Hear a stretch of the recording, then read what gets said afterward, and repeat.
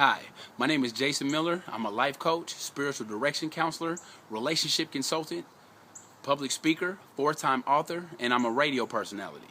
But last but not least, I am a big advocate for relationships. Huge. That's my thing. And I'm shooting this brief video to give my brief synopsis of what I believe is going to stop the crime here in Indianapolis and the overall state of Indiana. Well, again, I'm a strong advocate for relationship empowerment. And again, we're talking about criminal activity. So let's break down how the criminals look at relationships. Let's see if we can find some correlation here. One of my good friends, he was a principal at a charter school. He had a program to where he would encourage the inmates to make Mother's Day cards, and he would send them out to the mothers for them. He didn't need any stamps. He did it for them. The inmates whose mothers was alive, they took part in it. Everybody took part in it. The ones whose mothers was alive, they took part in it. Loved it. So they made the Mother's Day cards, gave them to him. He shipped them out. Well, he did the same thing for Father's Day. How do you think they acted on Father's Day? Forget my father. My father used to beat my mother. My father used to play my mother. My father used to beat me. I don't know my father. And the list goes on. Okay. Let's look at some more statistics. Let's look at gang violence. Let's look at teen pregnancy. Let's look at drug abuse. Let's look at high school dropouts. Let's look at the I don't care attitude. Let's look at I don't know attitude. Let's look at the lethargic attitude. And look at the cases of the youth that fit under those categories. See how many of them come from single parent homes. Now, Jason, hold on. Are you blaming single mothers? Absolutely not. Because remember, every interaction that we have with another human is a relationship. So I understand that a lot of those relationships, that results in childbirth, some of them were flings, some of them were dates, some of those were relationships, and even some of those were marriages. I understand that relationships begin and they break down and they end. How is relationship empowerment going to help out my community? Well, according to News One, 72% of African American homes are run by single mothers. 72% of African American homes are run by single mothers. Now, in the black community, we have a hard time with unification.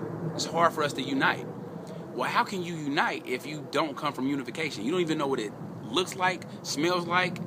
You don't know what unification looks like. So, how can you unify with people if you don't know what it is? That's one component. The second component is, how are you going to implement relationship empowerment in your community? Well, first, if 72% of African American homes are run by single mothers, we need to start empowering the current mothers of America today. But we need to empower the future mothers of America today. Because we all came from mothers. Every man that I met had a mother. Every female that I met had a mother. So mothers are the producers of society. So why are so many homes, especially African American homes, run by single mothers? It's because when you want to become a lawyer, you can go to law school. When you want to become a doctor, you can go to medical school. When you want to have a successful relationship, where do you go? Families run the world. Families run the world. You look at the Bushes, the Rockefellers, the DuPonts, the families that over in Iraq and Iran that own those oil fields. Those are family-owned corporations. Walmart family. These are families. Let's look at the crime world. The Genoveses, the Lucchese's, the Gottis. These are families that even run the crime world. So if 72% of African American homes are run by single mothers, and teen pregnancies, high school dropouts, gang violence, drug abuse, I don't care attitude, I don't know attitude, majority of those cases come from single mothers. And then if you look at how the inmates view their fathers versus their mothers, it's relationship empowerment. So guess what? If you asked a woman, if you can go back in time, would you have had a child with that guy, or would you have dated that guy? Many of them would say absolutely not. Now again, I know they love their children, but let's just be honest. If you knew what you knew today, what you should have knew back then, would you have made that mistake? I doubt it. So what I plan to bring to this program, and again, thanks Marshawn for what you're doing. I would love to partner with you, because what I want to bring to the table is relationship empowerment, comprehension, listening on both sides, male and female. There's a huge gap. There's a huge problem when it comes to communication.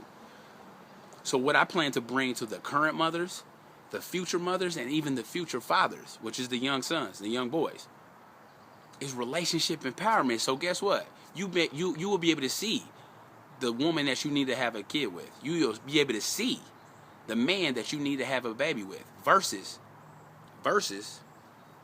doing the same things over and over again, expecting a different result. We have been dating the same way for years, for centuries. We've been growing in medicine, we've been growing in education, we've been growing in technology, but when it comes to human interactions, we've been doing the same things over and over again, expecting a different result with the same action. Again, my name is Jason Miller. I'm a life coach. I'm a spiritual direction counselor. I'm a relationship consultant, public speaker, 4-time author, and a radio personality.